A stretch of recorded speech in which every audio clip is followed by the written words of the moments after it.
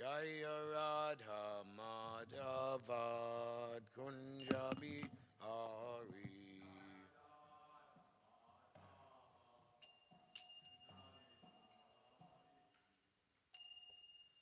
Jayam Vishnupad Paramamsa Privajapacharya Asto Taratata Shri Śrimad Nitya Lila Pravista Om His Divine Grace Srila Abhay Charanarvinda Bhaktivedanta Swami Maharaj ISKCON's BBD Founder Acharya Jagadguru Patita Pavana Srila Prabhupada Ki Ananta Koti Vaishnava Vrinda Ki Grantaraja Śrimad Bhāgavatam Ki Yugadharma Shri Harinam Sankirtan Yagna Ki Shri Radha Govinda Ki Gaur Premanandi. All glories to the assembled devotees. All glories to the assembled devotees. All glories to the assembled devotees. Gaur Premanandi. Nama Om Vishnu Padaya Krishna Prastaya Bhutale Shri Mate Bhaktivedanta Swami Niti Namane Namaste Sarasvati Devi Gauravani Pacharane Nirvishesha Sunyavadi Paskita Deshatarane. Om Namo Bhagavate Vasudevaya. Om Namo Bhagavate Vasudevaya. Om Namo Bhagavate Vasudevaya. Narayanam Namaskritya Naram Chaiva Narottamam Devim Sarasvatim Vyasam Tojayam Udirayat Nastapareshu Abhadreshu Nityam Bhagavata Sevaya Bhagavati Uttama Shloke Bhaktir Bhavati Naishtaki. Reading from the Śrimad Bhāgavatam, Canto 4, Chapter 8, entitled Dhruva Maharaj Leaves Home, text number 33, translations and purports by His Divine Grace Srila Prabhupada. Yasya Yad Daiva Vihitam Sa Tena Sukha Dukayo Atmanam Tosayan Tehi Tamasa Param Richati Yastya Yadaiva Vihitam Satena Sukha Dukayo Atmanam Tosayan Dehi Tamasa Paramrichati Yasya Yadaiva Vihitam Satena Sukatukayo Atmanam Tosayan Dehi Tamasa Paramrichati Yasya Yadaiva Vihitam Satena Sukatukayo Atmanam Tosayan Dehi Tamasa Paramrichati.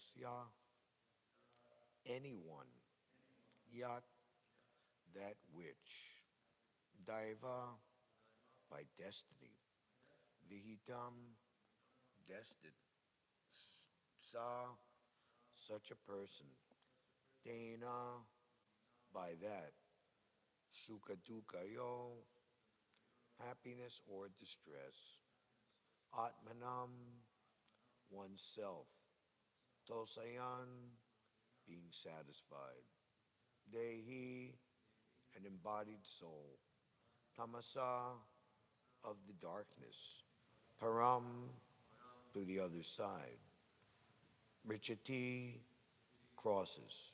Translation.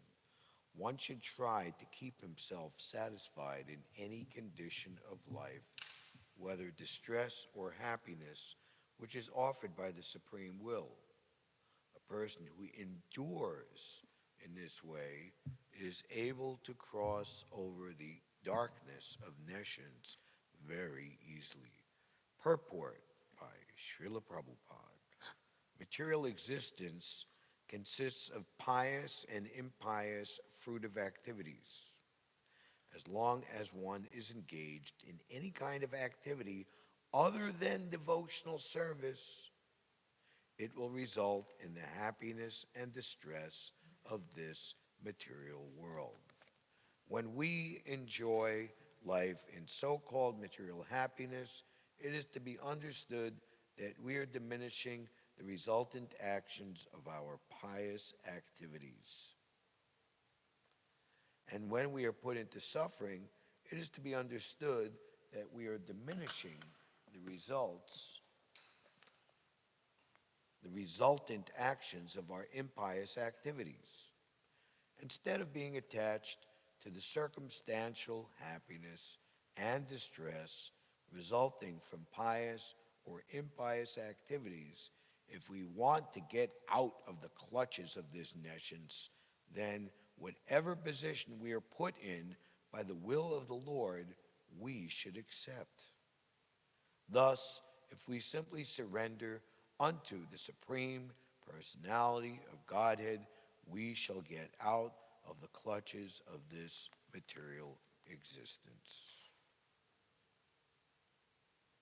Om Jnana Timirandasya Jananjana Shalakaya Chakshur Unlitam Dhyena Tasmai Shri Gurave Namaha Shri Chaitanya Manobishtam Stapitam Yena Bhutale Svayam Rupa Kadamayam Datati Svapadantikam Vandeham Shri Guru Shuta Padakamalam Shri Gurun Vaishnavamscha Shri Rupam Sagujatam Sahagana Raghunathan Vitam Tam Sajivam Sadvaitam Savadutam Parijana Sahitam Shri Krishna Chaitanya Devam Shri Radha Krishna Padan Sahagana Lalita Shri Vishaka Vitamscha Hey Krishna Karuna Sindhu Dinabandho Jagatpate Gopisha Gopika Kanta Radha Kanta Namostute Tapta Kanchana Gaurangi Radhe Brindavaneshvari Vrishabhanu Sute Devi Pranamami Hari Priye Vanchakalpatarubhyascha Kripasindubhya Evacha Patitanam Pavanebhyo Vaishnavebhyo Namo Namaha Jaya Shri Krishna Chaitanya Prabhu Nityananda Shri Advaita Gadadhar Shivasadi Gaura Bhaktabrinda Hare Krishna Krishna Krishna Hare Hare Hare Rama Rama Rama Hare Hare. So, Dhruva Maharaj has met Narada Muni. In one of the previous verses, it has been described most aptly. The Supreme Personality of Godhead is present in everyone's heart, and as soon as he understands that the living entity is serious about entering devotional service, he sends his representative. In this way, Narada was sent to Dhruva Maharaj. This is explained in the Chaitanya Charitamrita. Guru Krishna Prashade by Bhakti Lata Bij. By the grace of the spiritual master in Krishna, one can enter into devotional service. The great sage Narada overheard this news, and understanding all the activities of Dhruva Maharaj, he was struck with wonder. So it's interesting to note, and this pastime of Dhruva Maharaj is most exemplary or illustrative in this regard, that in the beginning, the prospective disciple, Dhruva Maharaj, his motivation to take to pure devotional service wasn't even mixed, but even in his own statement, and we will see here after Narada Muni is instructing him what is the process of pure devotional service, of which this verse is one of those instructions, he very frankly and honestly admits that I cannot do these things, and my determination is actually to get revenge against my stepmother for what she has said and what she has done and her intention. And I am so much angered and so much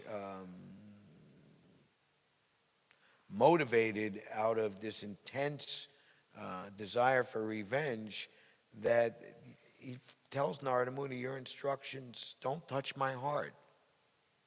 Yet at the same time, because the instruction given to him to satisfy what you're desiring is to approach the Supreme Personality of Godhead. Dhruva Maharaj's mother, who's credited as being his Vartma Pradaksha Guru, or the Guru who shows the way,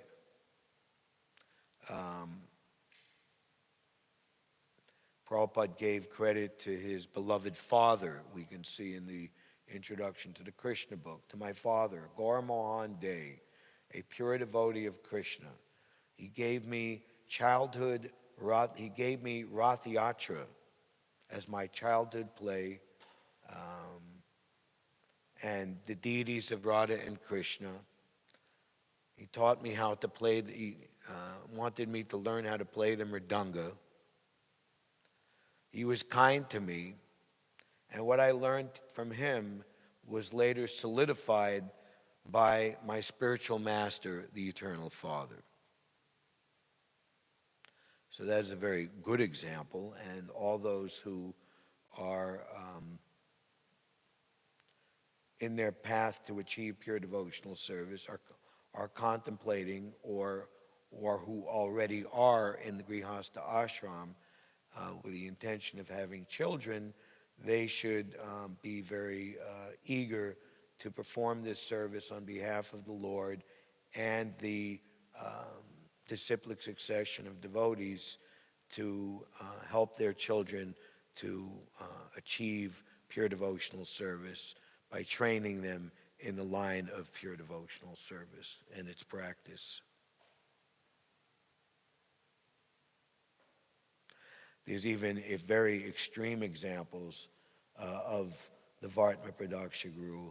There was a thief, murderer, and dacoit, and he's running from the police constables. And he just happens to pass by a place where a pure devotee spiritual master is speaking Krishna Katha to his disciples and followers. And this pure devotee was very well renowned throughout the entire countryside and beyond. So one very eager person who had heard about this pure devotee was seeking him out.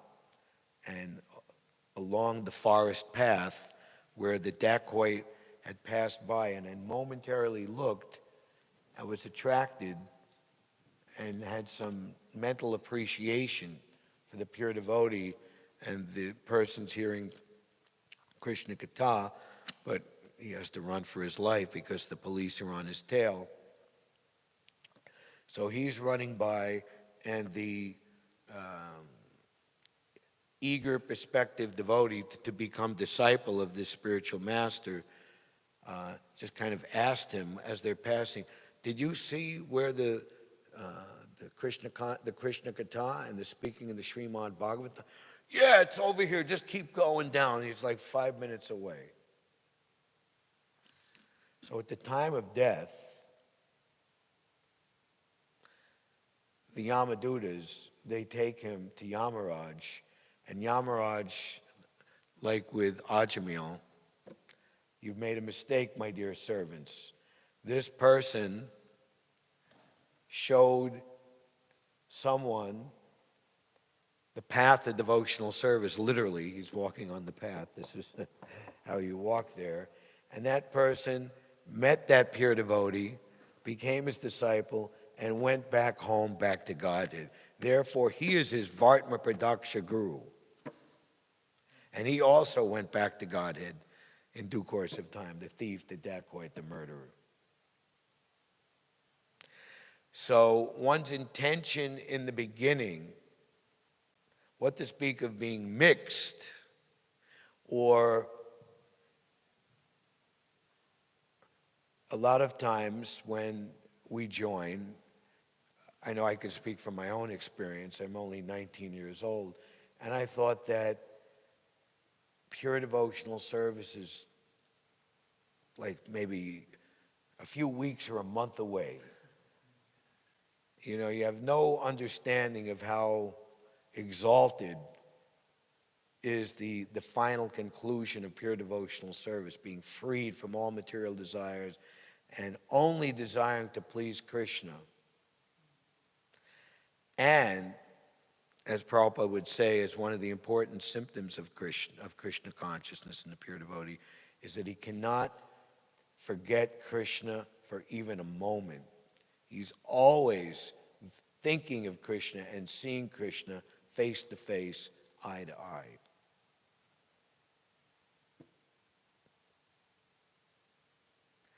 And in that neophyte position, we're given a kind of a beginner's taste, or an accelerated or amplified taste, kind of to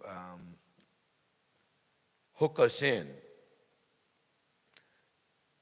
It's described in the Chaitanya Charitamrita that having once tasted the nectar of the lotus feet, available at the lotus feet of the Lord, one cannot do anything but remember that ecstasy again and again.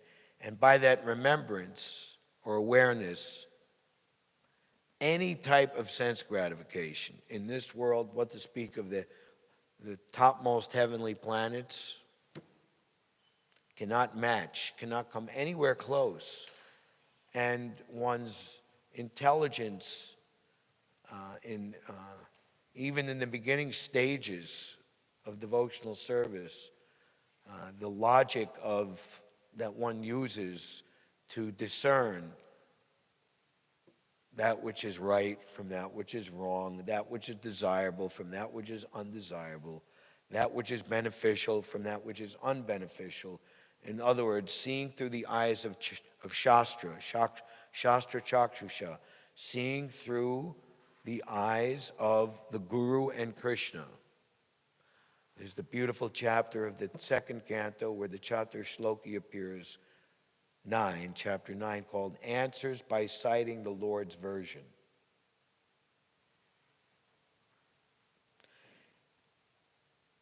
In the Jagannatha Swami Nayanapatagami Bhavatume, the Jagannath Astakam, the devotee is praying to Krishna, Lord Jagannath, please uplift me and protect me with your nectarian vision. He who gave me eyes to see, Chakudan Dilo Jay, Janmi Janmi's Prabhu say. Om Agyana Timarandas, removing the cataracts from my eyes so I can actually see. He who gave me eyes to see, he is actually my Lord and Master, birth after birth. By him, ecstatic love of God, prema bhakti, emanates, by which ignorance is destroyed. So, in due course of time, Krishna reveals to us, to the beginner, the newly begun aspirant to the terrace of pure devotional service, the extent of one's material desires. Prabhupada says in the first canto, many sincere candidates have retreated from the path of liberation to become restless in the company of wealth and women, opposite sex, or attraction to sex, is not at all an astonishment, because one has been associated with these things since a very remote time, practically since time immemorial. And it takes time to recover from the foreign atmosphere. That's very nice encouragement. We think that this material world, what to speak of foreign, this is our atmosphere. And we think that the spiritual world, that is a foreign atmosphere. Srila Bhaktisiddhanta Saraswati, in one of his later instructions and presentations, now the topics of the spiritual world seem startling and perplexing to us because of our so long involvement in the material energy. But it is the duty of everyone who holds the name of a human being to try to understand Krishna and the spiritual world. I'm paraphrasing, but it's basically what he was saying.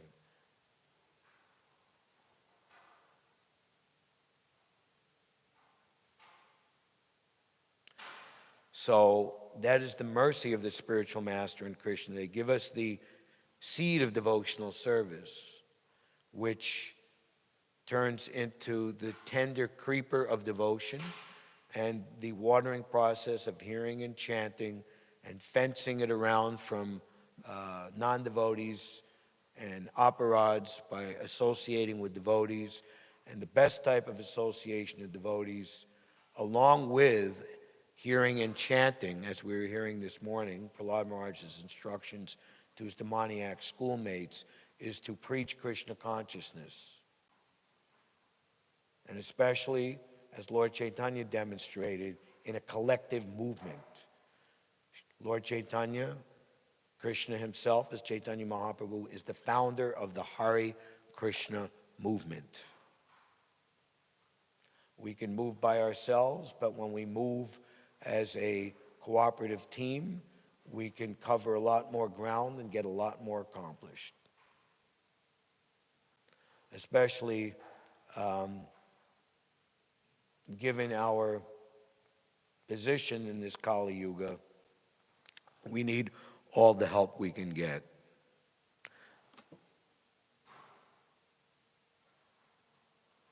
Prabhupada tells us in a purport in Adi Leela chapter 7, where Lord Chaitanya is expressing his great humility to the Mayavad sannyasis, led by Prakashananda Saraswati, why he's not fit to what they perceive to be the duties, perform the duties of a sannyasi by simply studying Vedanta, giving that up to chant and dance in the company of fools, fanatics, and sentimentalists.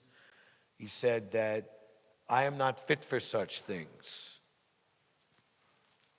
I can simply chant the holy name of the Lord. And so many other things are there. But Prabhupada says we should never think of ourselves as great devotees. What to speak of some type of empowered personality who can stand alone single-handedly. We should simply aspire to be instrumental in the hands of the predecessor acharyas, and then and only then can we do something for suffering humanity. Such personalities as Srila Bhaktisiddhanta Saraswati Thakur, And so amazingly, His Divine Grace, Srila A.C. Bhaktivedanta Swami, Srila Prabhupada, they could stand alone. And in fact, in the case of, well, both personalities, they more or less had to, because no one was able to really match their level of empowerment and their determination and their unprecedented sincerity, which was demonstrated by undertaking so much hardship, austerity, and so much opposition on behalf of the Lord.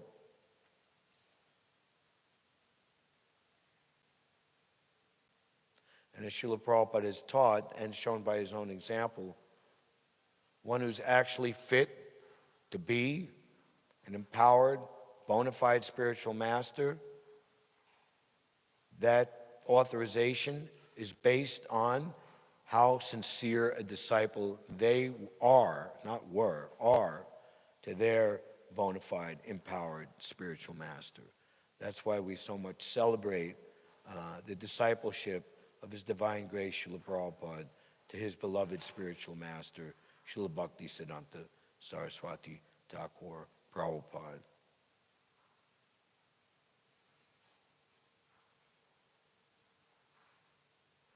So Prabhupada has taken us all and assured us that if we simply follow his instructions throughout our whole life, that we can go back home, back to Godhead in this very lifetime.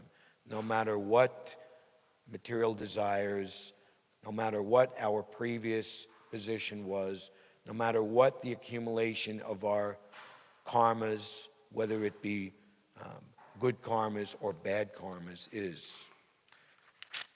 So Narada Muni is instructing Dhruva Maharaj in several verses. You should take to pure devotional service, and here are the qualifications for so doing. And it will conclude with a very unique and perhaps only, if someone can serve to help me, one time described in the entire Śrimad Bhāgavatam. Every man should act like this. When he meets a person more qualified than himself, he should be very pleased. When he meets someone less qualified than himself, he should be compassionate. And when he meets someone equal to himself, he should make friendship with him. In this way, one is never affected by the threefold miseries of this material world. This reminds us of Krishna's statement in the 7th chapter of the Bhagavad Gita: all living entities are born into this material world overcome by desires of envy and hate. And of course, envy starts at the top. Why is Krishna the Supreme Personality of Godhead? Why is he only the supreme enjoyer? I want to imitate, I want to compete with him. And Prabhupada says, because there are many imitation gods in this material world, well, the reality or the unfortunate situation is they're all competing with one another.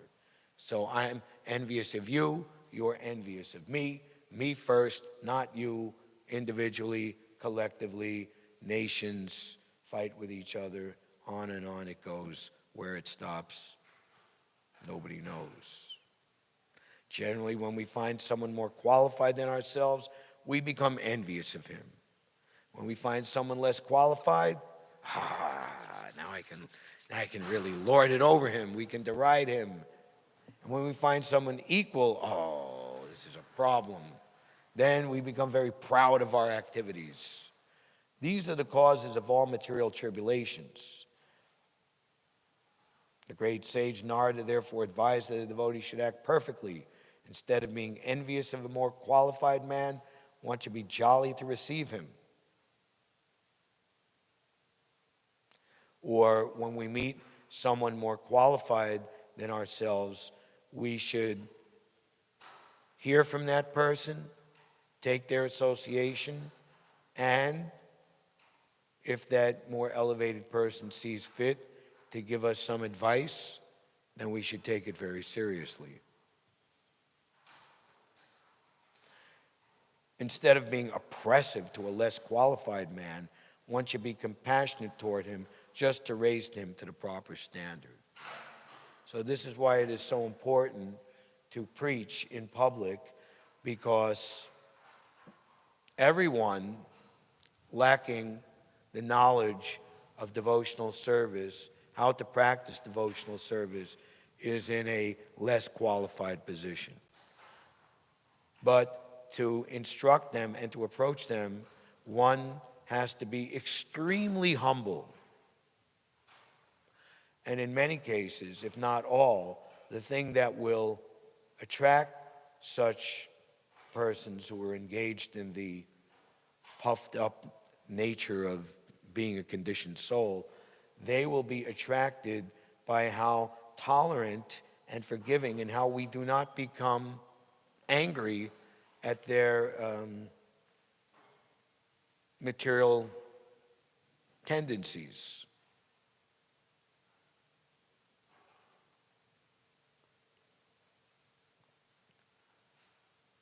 And when one meets an equal, instead of being proud of one's own activities before him, one should treat him as a friend.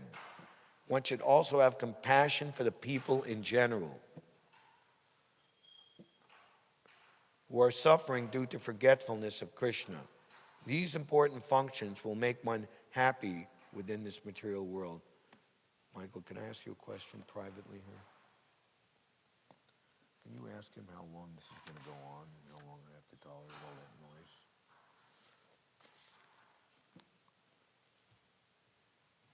These important functions will make one happy within this material world. So in today's purport, this is a very, very interesting definition and way to understand material existence. Material existence consists of pious and impious fruitive activities. That's it. That's all that this material existence is consisting of. Just these two things and how they mix together. Huh? Okay. As long as one is engaged in any kind of activity other than devotional service. People want to, okay, give it to me. Let me understand. What's it all about? Just tell me in one sentence. No long-winded explanation. Here it is. As long as one is engaged in any kind of activity other than devotional service,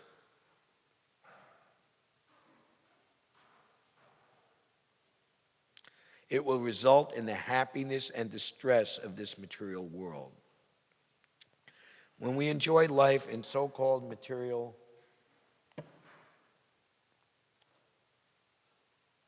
happiness, it is to be understood that we're diminishing the resultant actions of our pious activities. Prabhupada says in one place that this up and down pious activities lets you enjoy more sense gratification. And then all your pious activities are exhausted, and invariably while enjoying the sense gratification, which you were enabled or you earned the right to do that, then you're committing all types of impious activities, which you will have to pay for by being devoid of the facilities for material sense gratification. Will be degraded to a lower standard. It's just like unintelligent children on a Ferris wheel. What is a Ferris wheel? You can go to Coney Island and see one. It goes, when you go up, you go down. What is that saying? What goes up must come down.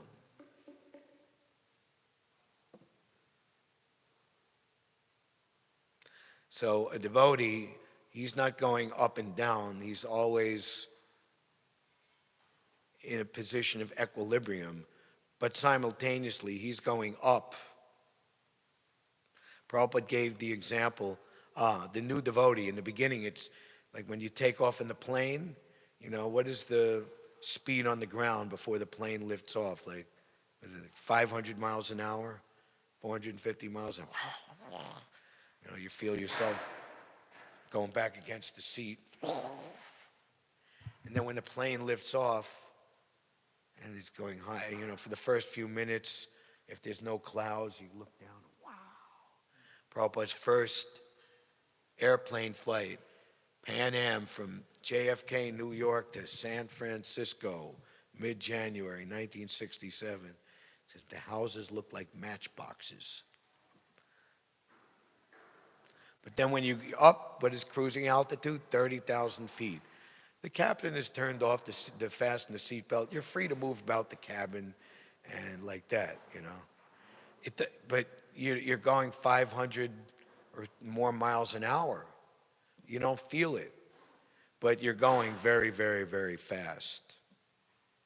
So that is every day spent in devotional service. Take an easy journey to other planets. There's that beautiful painting of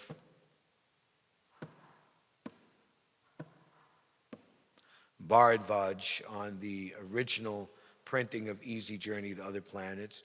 And there's the Bhakti Yogi Brahmachari with his Sika, and he's just simply raising his arms, and Radha and Krishna are beckoning him from the lotus world of Goloka Vrindavan, and he's taking an easy journey to the supreme planet, whereas this Apollo moon launch is just floundering somewhere, space oddity out there somewhere.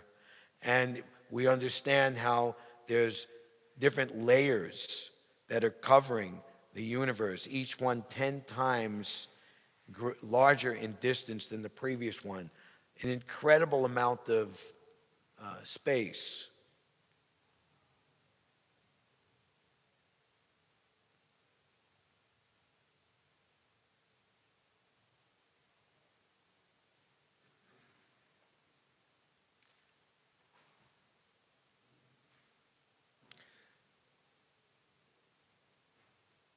So the standard instruction for the devotees is that instead of being attached to the circumstantial happiness and distress resulting from pious or impious activities, if we want to get out of the clutches of this nescience, then whatever position we are put in by the will of the Lord, we should accept it.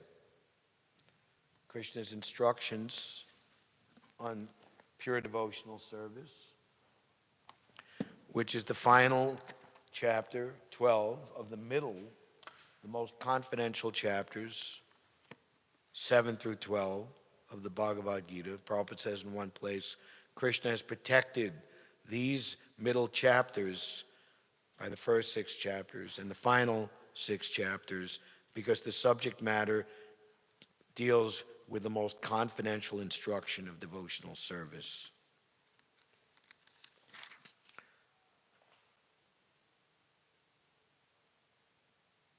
One who is not envious, but is a kind friend to all living entities, who does not think himself a proprietor and is free from false ego, who is equal in both happiness and distress, who is tolerant, always satisfied, self-controlled, and engaged in devotional service with determination, his mind and intelligence fixed on me, such a devotee of mine is very dear to me.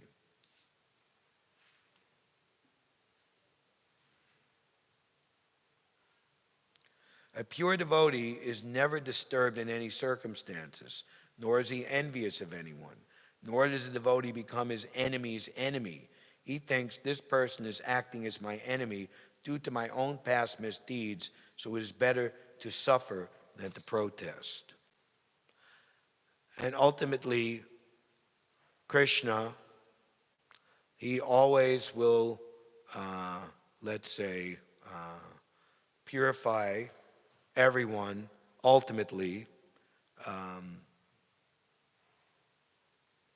So it is not our responsibility to seek vengeance, justice, or some type of desired absolution.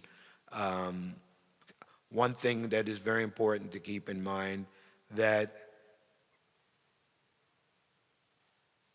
these things ultimately, in the course of eternity, really are meaningless because our actual identity and our actual engagement is so far removed from these things. And even one life to the next, who can remember their previous life and what happened and what were the interactions, good or bad? So the main focus at all times is to strive for and situate oneself in steadfast devotional service. And then, quite to the contrary of being affected by others' inabilities or misbehaviors, one will ultimately be able to be the compassionate well-wisher of them and everyone else. And ultimately, that is the best thing to satisfy Krishna.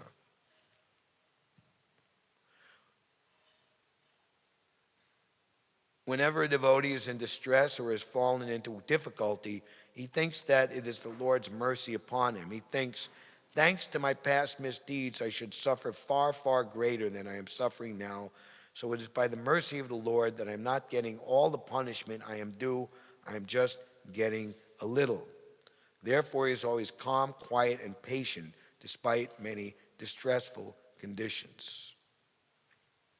A devotee is always kind to everyone, even to his enemy.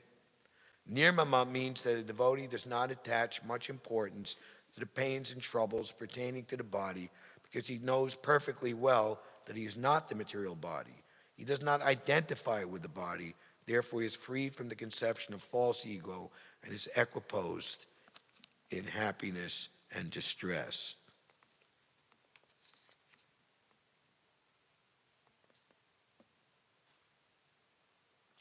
He for whom no one is put into difficulty and who is not disturbed by anyone, who is equiposed in happiness and distress, fear and anxiety, is very dear to me.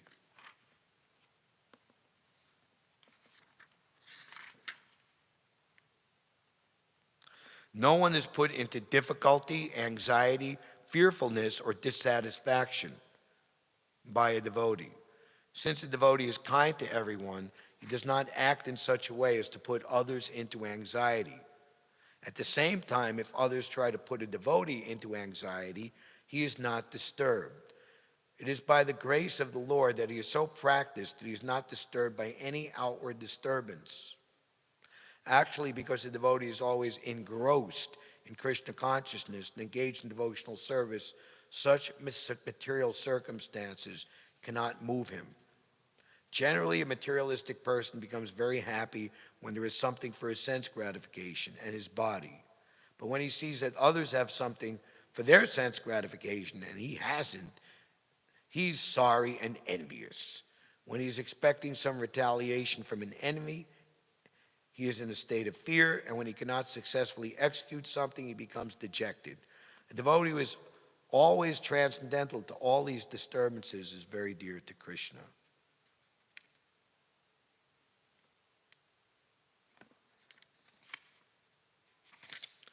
One who neither rejoices nor grieves, who neither laments nor desires, and who renounces both auspicious and inauspicious things, such a devotee is very dear to me.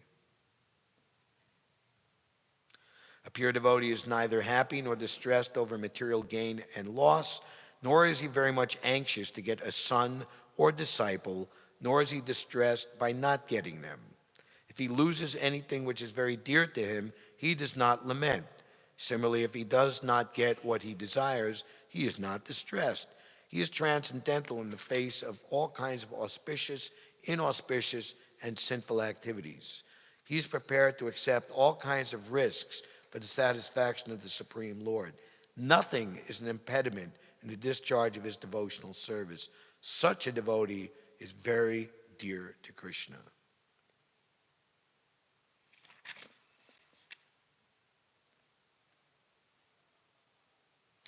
One who is equal to friends and enemies, who is equiposed in honor and dishonor, heat and cold, happiness and distress, fame and infamy, praise and blame, If people praise us, oh yes, you've understood the truth.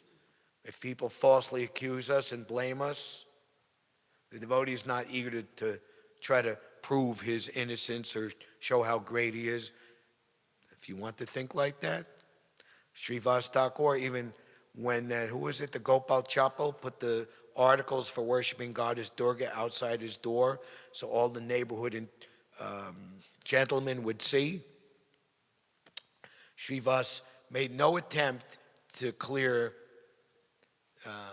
the accusation. In fact, he said, "My dear gentlemen, now you can see what type of person that I am." And of course, the gentlemen, they knew how great Srivas Thakur was and said, "Who is this sinful man who has done this?" So the devotee knows that if he is falsely accused or blamed, he understands that Krishna will reveal the truth, protect his reputation on his own sweet will and his own sweet time. In fact, the devotee is not even eager for such rectification of circumstances, because he knows that such false accusations have nothing to do with him at all. A devotee is always free from all bad association. Sometimes one is praised and sometimes one is defamed. That is the nature of human society. But a devotee is always transcendental to artificial fame and infamy. Artificial. Nothing artificial.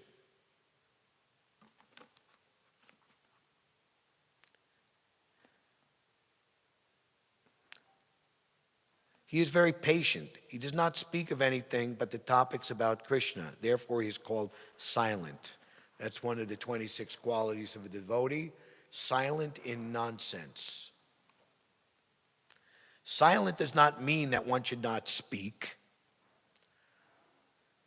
Silent means the ones that one should not speak nonsense. One should speak only of essentials, and the most important essential speech for the devotee is to speak for the sake of the Supreme Lord. And so many dualities are described here. We may find some repetition in the descriptions of the qualifications of a devotee, but this is just to emphasize the fact that a devotee must acquire all these qualifications. Arava Bhaktasya Kuto Mahadgunat, the famous verse from the, I believe, 18th chapter of the 5th canto. One who is not a devotee has no good qualifications, but one who is devotee automatically acquires all the qualifications. Engagement in Krishna consciousness and devotional service automatically help him develop them. Those who follow this imperishable path, devotional service, and completely engage themselves with faith, making me the supreme goal, are very, very dear to me.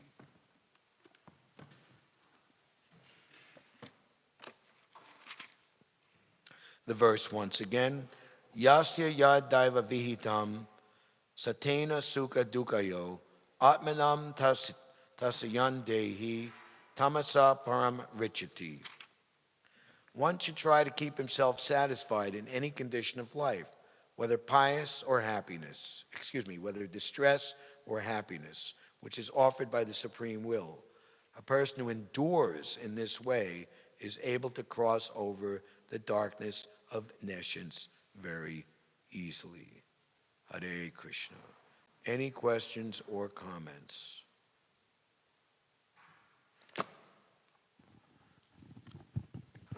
Jai Gaur Chand Prabhu. Prabhu, you were speaking about preaching. You got to speak loud because I don't know overall. Okay. Is this good? It is, yeah. Okay, you were speaking about preaching earlier in the class, and there's an understanding that only the liberated souls, they're the only ones who can really preach. And all we're doing is basically doing Guru Seva to them. I was wondering if you had any comments on that. Well, you could look at that from multi-angles. Just like the dacoit thief murderer who was saved from going to hell because he was credited for being the Vartma Pradaksha Guru for the actual sincere person who he helped to link up. And it wasn't even like he philosophically tried to convince him or overcome his many examples of those who have become disciples and devotees. They remember how they were so argumentative and cantankerous and even in a sense misbehaved with the devotees, but the devotees were very kind and merciful and tolerant, and that ultimately overcame the said person's mischievousness. And they, Prabhupada says in one place, one might not be expert, but if one turns the screw on the instruction of the expert, then one's actions are naturally freed from the imperfections of the modes of material nature. And when Prabhupada went to India for the first time with his so-titled World Sankirtan Party, there was an individual on that party who was only about 3 years old. And that 3-year-old's preaching would be to go up to people and say, "Do you know who is Krishna?" And then the person is seeing the 3-year-old child. This is Saraswati, who purportedly was the first child in the Hare Krishna movement, brought to Srila Prabhupada in Montreal as a newborn in August of 1968. He is the Supreme Personality of Godhead. And Prabhupada would use this to remark in his preaching and speaking to people that she's just a child, but she's speaking exactly what she's heard, and her preaching is perfect. So yes, we should all think that we're preaching on behalf of the Guru. Even such a personality as Srila Bhakti Siddhanta Saraswati Thakur, who arguably, by comparison to Srila Gaurkishore Das Babaji, who wasn't completely illiterate, by the way, that's an exaggeration. He could write his name.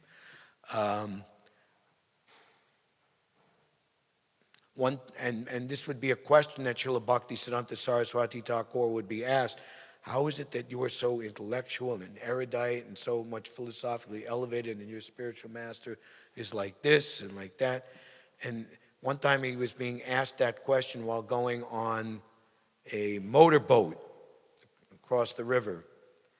And Srila Bhakti Siddhanta, you see, how the propeller is whirling and there's so much going on, but inside this motor is a battery which remains silent.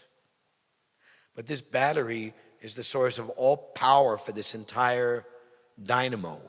So in the same way, my spiritual master is the very essence of everything and all of my energy. He made such statements, Srila Bhakti Siddhanta of Srila Gaurkishore Das Babaji, that all the opulences, what did he say, of all the heavenly planets, all the opulences, they reside in just a little corner of the toenail of my spiritual master. So we should think like that. And that's kind of a defeatist attitude that I'm not an advanced, I'm not a pure devotee. What good is my preaching? And our attitude is we are delivering Srila Prabhupada, who is the savior of everyone in this Kali Yuga. And all those who preach Krishna consciousness all around the world, no matter what sampradaya they're in, they all owe allegiance and homage to His Divine Grace, Srila Prabhupada. Just like someone who cuts a path through the jungle and makes a highway for people to go smoothly. There is no way that anybody could go through that uncharted wilderness unless the first person went and settled everything up. And that is Srila Prabhupada. Krishna Kripa, you'd like to add something?